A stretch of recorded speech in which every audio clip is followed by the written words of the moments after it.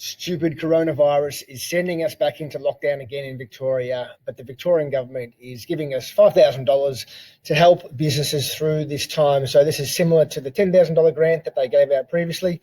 So let's have a look at the application form, some small differences. So through the Victorian Government portal, Google Business Support Fund expansion. So the apply button is down there. If you're already registered previously, it'll scroll through. And here we have page 1. So the usual information, click you accept the program guidelines, you meet the eligibility, make sure you do that. Okay, on to the next page. So page 2 is about the eligibility criteria. So there's a little bit of difference with this one now. We have WorkSafe. So they want to validate that we have the employees this time. So it's just a double check. Have you got people on WorkSafe, less than $3 million in payroll, GST, hold an ABN, and registered with ASIC? You need to put in your local government area. This is specific to only certain regions within Victoria. You'll know whether you are under the stay-at-home restrictions or restricted activities, and that you're on JobKeeper. So this may be a question for your accountant if you didn't do it yourself. Keep in mind the ATO doesn't send you that information. So I actually had to ring up and ask the ATO for this receipt number because it wasn't emailed or supplied to me. Okay, on to the next page. This is page 3.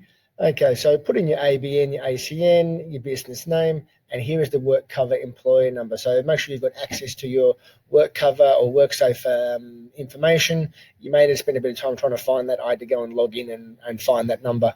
Company website or address is optional. Early childhood service provider, no. Trustee of the business, no. Put in your business turnover. There's no turnover threshold mentioned, but they still want to know what it is. And then who's filling out the application form. And this may be for your accountant. So it's a bit different if you're an accountant or if you're the owner of the business. And then put in your business address. This address will need to match what is in the suburbs that have been impacted or the local government authorities, and you also need to prove that you have evidence that you are at that address. So you can't just go and move your residence from Geelong into the city for the sake of this grant. Okay, stage 4. So while you're applying, tick the first 3. It's obviously meeting costs, rent, and whatever. You can feel free to go on and describe other things. It's not required.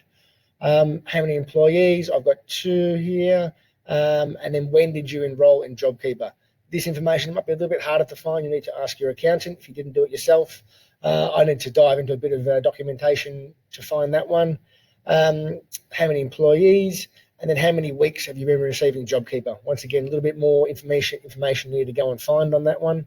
And then put in your bank account details. I'll change that so you're not actually paying me. On to the next page. Waiting for it to load. Okay, last page. So here we need to provide evidence of a physical address. So make sure you've got a bill that supports that. Either rent is a good one or council rate notice. Some of you may have the invoices may be in your personal name and not in the company name. So try to find something in the company name.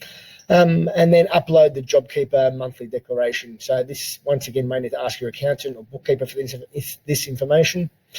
And then make sure if they do not match the address, go and find other information or other supporting evidence to provide why that's the case.